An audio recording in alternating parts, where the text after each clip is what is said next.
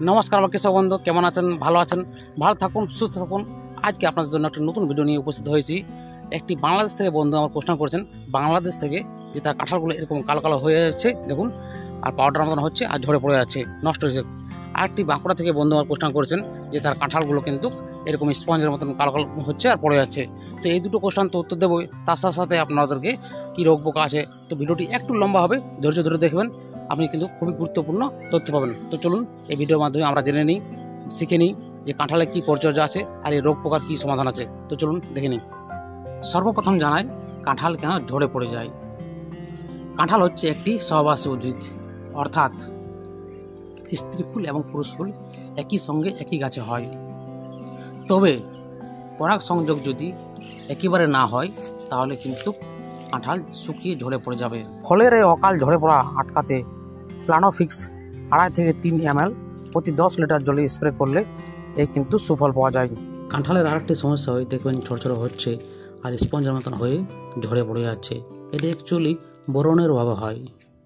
সাদা ছাপ ছাপ দাগ বা বাদামি বর্ণের হয়, এটা অ্যাকচুয়ালি বোরনের অভাব হয়। মাঘ মাস থেকে জ্যৈষ্ঠ মাসের পর্যন্ত মাসের ব্যবধানে আপনি যদি বোরন 2 গ্রাম প্রতি লিটার জলে স্প্রে করেন তাহলে এটা কিন্তু ভালো কাজ হয়। এটি হচ্ছে কাঁঠালের সবচাইতে বড় সমস্যা। দেখবেন মুচি অবস্থায় কালো হয়, হাত দিলে পাউডারের মতন মনে হবে। এটি অ্যাকচুয়ালি ছত্রাকের কারণে হয়। ছত্রাক হচ্ছে রাইজোপাস আর্টোকার্পই।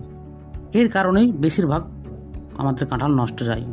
এর প্রতিকার হিসেবে আপনাদেরকে বলবো, রাসায়নিক ওষুধ স্প্রে করার পূর্বে একটি ভেজা কাপড় দিয়ে যে কাঁঠালগুলিতে কালো কালো হয়ে গেছে, ছত্রাক আক্রান্ত হয়েছে, সেই কাঁঠালগুলি ঢাকা দিয়ে ভেজা কাপড় দিয়ে বাইরে ফেলতে হবে।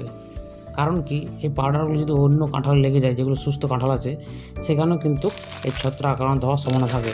এই জন্য আগে আমরা ভালো করে পরিষ্কার করে নেবো কাঁঠালগুলো, যেগুলো আমাদের কালো কালো হয়ে গেছে সেগুলো বাইরে ফেলে দেবো। তারপর আমরা কিন্তু রাসায়নিক ওষুধ স্প্রে করব।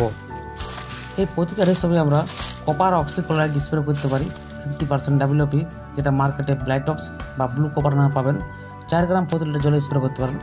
তাছাড়া কপার হাইড্রোক্সাইড 77% WP, পোসাইড 101 বা হাইডাইক্স নামে পরিচিত মার্কেটে পাবেন। 2 গ্রাম প্রতি লিটার জলে স্প্রে করতে পারেন। এটি মুচি আসার পূর্বে করবেন আর পরে করবেন, দুবারই করবেন। তাহলে কি হয়, আগাম ব্যবস্থা নিলে এই ছত্রাক আক্রান্ত হওয়ার সম্ভাবনা অনেক কম থাকে। আগাম একবার করবেন আর মুচি আসার পরে একবার করবেন, তাহলে কিন্তু খুবই ভালো হয়।